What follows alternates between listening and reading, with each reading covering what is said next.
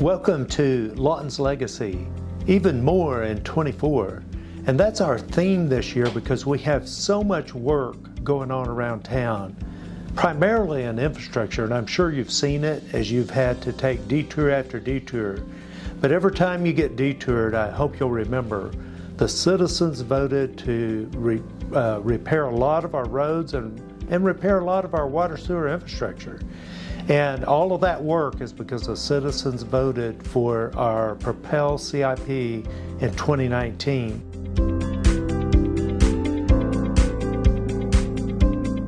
One of the things that we've been able to do in all of the work that's going on around town is finally, thanks to the citizens voting for Propel, we've been able to address issues at our wastewater treatment plant. These are decades-old problems that there was no funding to repair them until the citizens voted for Propel CIP, and that's been one of the main funding sources of that.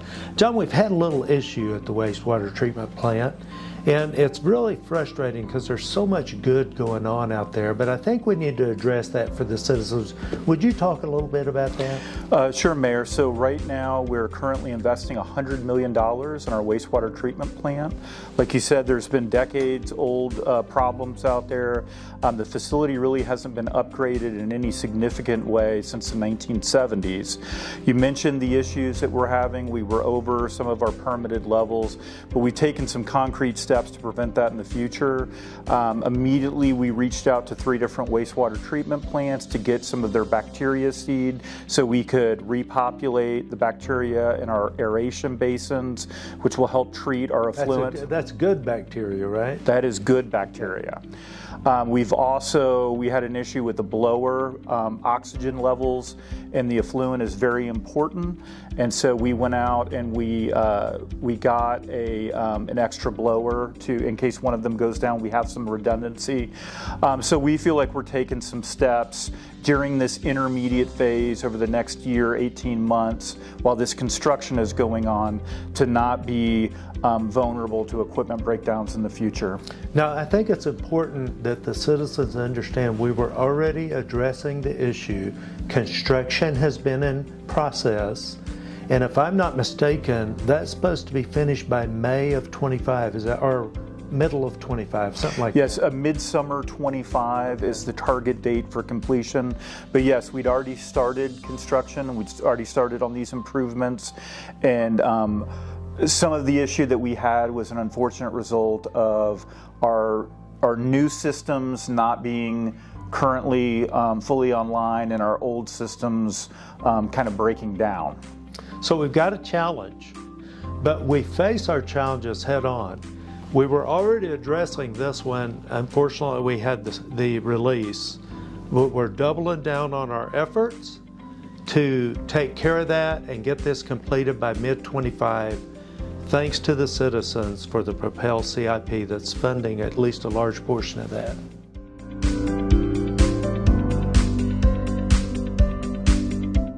One of the most exciting things that we have going on, and we've talked a little bit about it before, but as I recall in our last issue of Lawton's Legacy, even more in 24, we were talking about 10 wins for the citizens, and that's now turned into 40 wins, and I think they officially changed the name at a council meeting that I missed a couple weeks ago. And so it's 40 wins for the citizens, and the idea is between Thanksgiving of 23 and Thanksgiving of 24, we will complete 40 road upgrade programs. John, talk to us a little bit about the city embracing that big of a project in such in a one-year time frame. Sure, Mayor. So never before in the history of Lawton have we had this many 40 road projects going on in one calendar year. I know there may be a little frustration out there with some of the construction, but the feedback has been overwhelmingly positive because we're really getting at some very long-standing issues in our community with some of the roads that have been not up up to snuff for many years. So we're getting it. We're aggressively going after that. In some cases we're doing a chip and seal. We're repairing the surface. In other cases there's subsurface damage, so we're having to strip out all the asphalt or the concrete, depending on which road we're talking about. And we're really getting after these issues so that we can make Lawton a community of choice for families in Southwest Oklahoma. This road project is so popular. I get so many compliments about all the road work that we're doing. That makes us all feel good around here, and we really appreciate it, because roads, we're decades behind on roads, but we're really addressing it. But because of the popularity, and I broke this in Monday's special council meeting, excuse me, I'm going to be proposing that 1/4 cent of our existing CIP be dedicated to roads indefinitely. And what that would do is that would give us funds every year where we could have plans for years to come on upgrading roads. I think everybody knows our road situation's not going to go away. It's a little bit like laundry. Once you get through, it's time to start over. And so we're going to be doing that on the Propel CIP. And John, I feel like the citizens are going to like that from the feedback I'm getting. Do you have a feel for that? I do, and I think it's important that we designate this money. And like you said, it's not an increase, it's just an extension of the existing CIP, but you're setting money aside to do stuff that that you're going to have to do. Road repair, road maintenance, that never goes away. So if you have a fund, if you have a pot of money that's designated to address those issues, I think you're setting up the community for success in the future. I'm also going to be bringing a companion item with that, the council's got to work through this. A certain amount of money annually be in that street budget so that the citizens know we are serious about streets in Lawton, Fort Sill.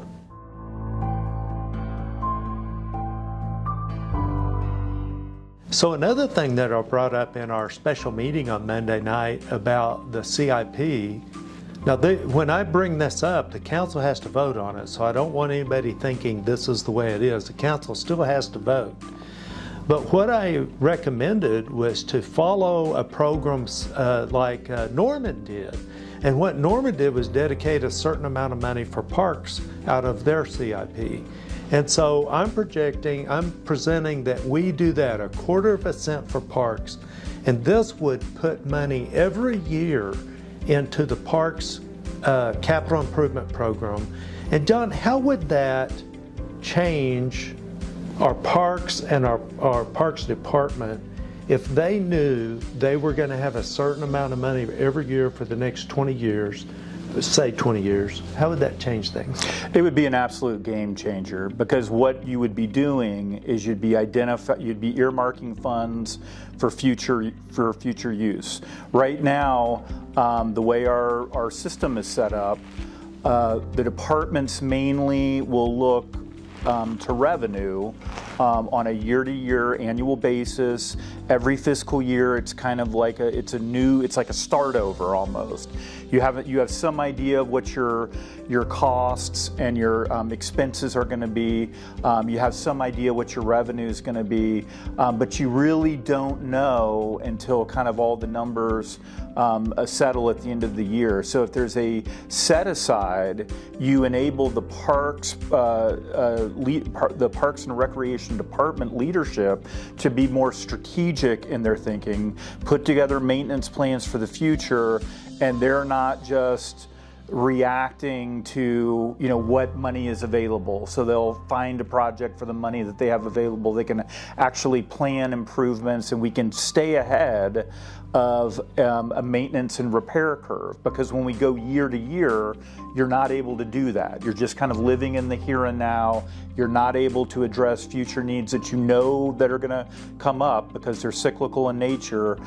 So I think that doing so, adding that ½ cent really enables them to plan for the future.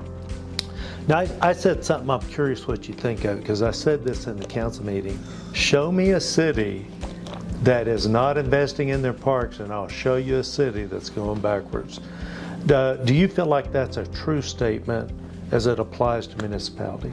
I do, because our parks are really where, on a day-to-day, week-to-week, month-to-month basis, those are the places that our community comes together. And if our community isn't going there, if our citizens aren't going there, then our community is disjointed. They're not interacting with each other. They don't have common places. They don't have places where they interface. So largely your parks and your recreational sites within a community are where that interaction happens. And if those places aren't there, if they're not repaired, if they're not desirable places to go, then that critical interaction between citizens doesn't occur.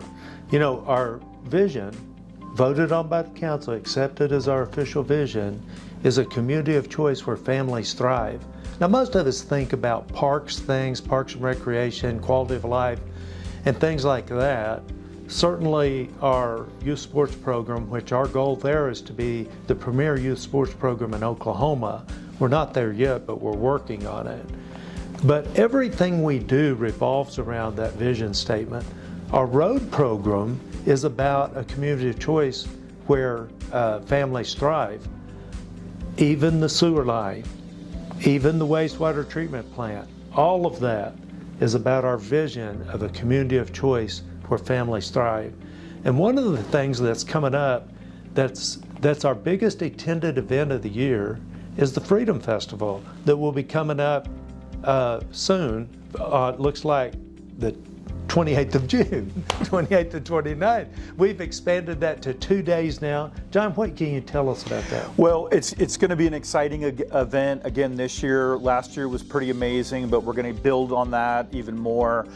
This year we're going to have a drone show. So I believe up to 200 drones in flight at one time. So that's going to be a kind of unique twist. We're going to build off of other events that we've done in the past as well. We're going to do the hot dog eating contest again. There's the soapbox derby is also happening again this year, as well as there is the Stars Band, which is a popular cover band in Texas and Oklahoma, is going to be playing at the festival, and so we're really excited about that too. And you didn't even mention the princesses. All the Disney princesses will be. Shouldn't say all of them, but that's always such a big attraction. They get surrounded by the children. I love to see that. And then the Armed Forces Day is coming up in just a few weeks on May the 18th, I think. Now, Armed Forces Day is a big deal in Lawton, Fort Sill. We are a patriotic community, I believe the most patriotic, and Armed Forces Day is a big deal, and we are the largest Armed Forces Day parade in the United States. What can you tell us, John? Well, I think what makes our Armed Forces Day parade unique, in addition to being the largest, it's also a joint parade. So you have service members from the Air Force, the Navy, the Marine Corps, in addition to the Army. I believe last year we may have even had a few Space Force soldiers or airmen. I'm not sure what you call them, space cadets. So it's very joint in nature, and it's really it's one of those opportunities that we were discussing earlier, where our community comes together and they get behind our military that keeps us safe, and it's a great event to commemorate our men and women in uniform, and to do some really cool things at Elmer Thomas Park afterward. You get to climb on some of the equipment, you can pull the lanyard for the howitzer, you can get in the Avenger, so there's some really cool stuff for the kids down in the park. It really makes you feel good. I mean, it's such a patriotic event, and all these soldiers and equipment coming by, it just makes you feel good. I can't wait to see those space cadets. So anyway, all right, so this has been a great day. And once again, when you hit a detour because of all that road work, thank us, because the citizens have voted, and we are doing what the citizens want. We're fixing the roads. Within 3 or 4 years, I can't remember the exact date, we're going to have 25% of our water infrastructure replaced. We're working on getting all those water breaks that we've had in the past repaired. Thanks to the citizens voting for Propel, we've been able to address decades-old issues, and we have the citizens to thank. And of course, the new Propel 2040 is coming up that will give us the opportunity to address current needs. Thank you for joining us today.